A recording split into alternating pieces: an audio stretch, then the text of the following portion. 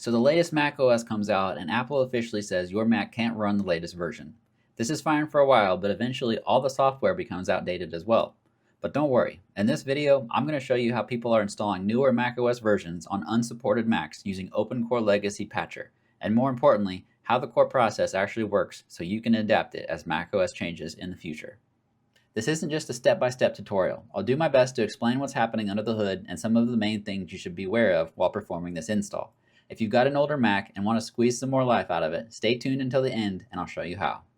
Before we touch anything, there are a few things you should understand. First, this is not officially supported by Apple. You are bypassing Apple's hardware restrictions, and while this works very well on many machines, things can break. However, I've never run into a situation where you could not fix it by doing a factory reset. Second, do not do this without a backup. Use Time Machine, clone your drive to a USB, whatever you prefer, but assume you may need to restore. One important caveat here is Time Machine has many issues on newer macOS versions installed using OpenCore, so it should only be used for restoring to the operating system you're starting with if you have any issues. I'd recommend any files and folders you want to carry over to the new macOS should be saved to a USB flash drive and manually copied over. I've had no issues doing it this way. Third, I don't recommend doing this on your only critical work machine until you're confident everything works the way you need it to. That said, when done correctly, this is surprisingly stable, and I've personally found it very usable for daily tasks and giving new life to an aging Mac. So let's jump straight into it. As you can see here, I've got a 2013 Mac that won't update beyond a Big Sur. It's many OSs behind. It's gotten to the point where a lot of the software I use no longer works on this macOS version. So for me, it's not a case of just wanting to get the latest operating system on my Mac. This Mac really isn't usable anymore, so I don't really have a choice, and OpenCore Legacy solves that. So let's get started on the process of fixing this. Go ahead and open up Safari and type in OpenCore Legacy. Once that loads, it should be the one listed under Dortania. After you open that up, click on the big blue button that says Getting Started. Once you get to this page, under the How do I get started, you're going to want to take some time on these first two steps. These will clearly explain what models are supported and go over any frequently asked questions. It will go over things to expect, explain some of the things that may or may not work after you get updated, and other things just to be aware of to help you do this successfully. This video is going to focus on the third step, the core process of the install. If I went over steps 1 and 2, this video would quickly turn into a 30-minute video. So once you've checked out the first two steps on your own and determined if this is for you, let's head over to step 3 and download the macOS installer. From there, under downloading the installer, click the OpenCore Legacy Patcher Release Apps link. This link will take you over to the GitHub's release section where you're going to want to scroll down under the section called Assets and download the one called OpenCorePatcher.pkg. Once the download completes, you can go ahead and double-click it to start the install of OpenCore Patcher. You'll go ahead and install the software like any other application on your Mac. Once it finishes installing, go ahead and move it to the trash, and we're going to close down Safari. Next up, go to the Launchpad and open up the OpenCore Patcher that we just installed. Once it opens up, you're going to want to click the section that says Create macOS Installer.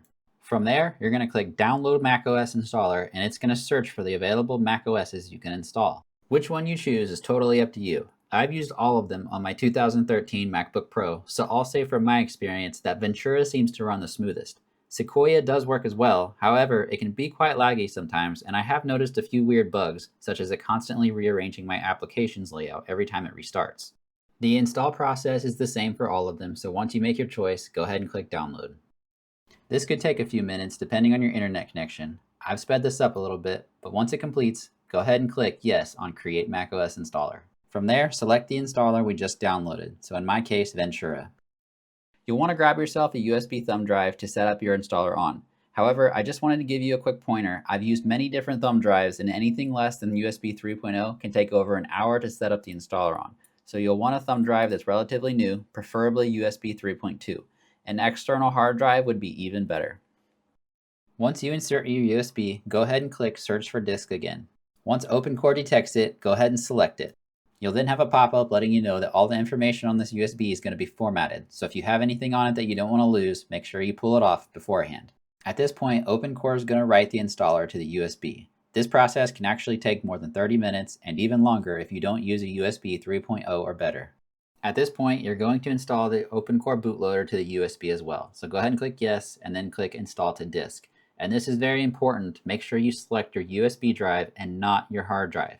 Again, you're going to select the USB drive and not your hard drive. Once you choose your USB, you'll now select the EFI located within the USB installer.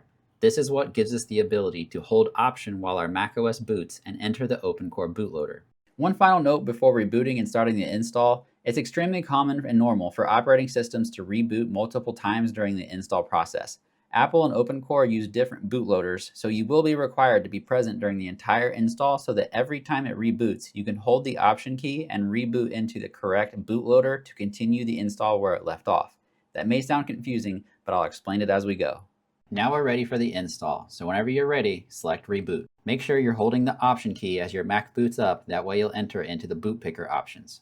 So this is actually Apple's default boot picker. So if you have Windows installed via Boot Camp or like a Linux distro installed, this is where you would select that here. However, OpenCore has its own boot picker that we're going to set up to be the default. And that's what we installed on the USB drive earlier here under EFI boot. So go ahead and enter that, and now we have access to the OpenCore bootloader, and it's from here that we'll select Install macOS Ventura or whatever macOS you chose to install earlier.